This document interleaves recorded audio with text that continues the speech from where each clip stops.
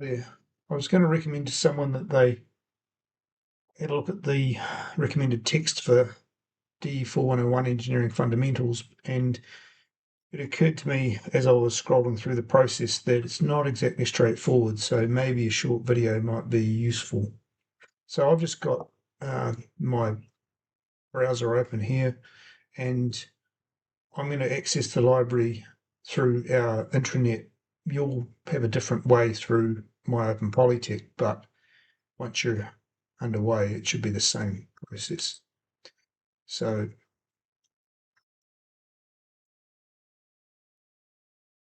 go to the library. Hopefully from here on, it's the same as what you see. And we just need to search on the course. So DE 4101. Then it's asking me to log in. So you'll have to do that. I've just got one ready to go here. Next.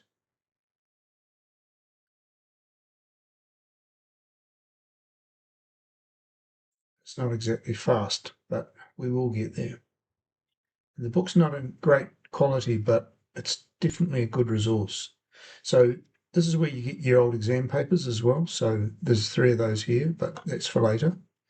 And there's a few different recommended books here. They're all probably worthwhile having a look at. This one in particular is a good book that relates quite well to the course.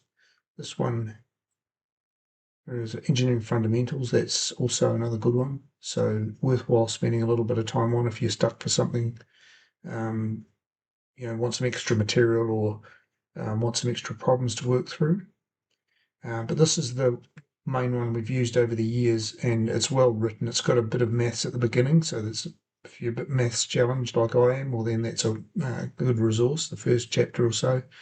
And the problems are useful exercises just to work through, and generally they don't have any working, but if you get the right answer, great. If you don't, well then send me what you've done and I'll unpick where you've gone wrong and give you a hand. Okay, so click on here and then we've got access options. Click to view ebook. And then from here, we want to read online. And I'm working with someone at the moment who's having a bit of a problem with vectors, as a lot of people do.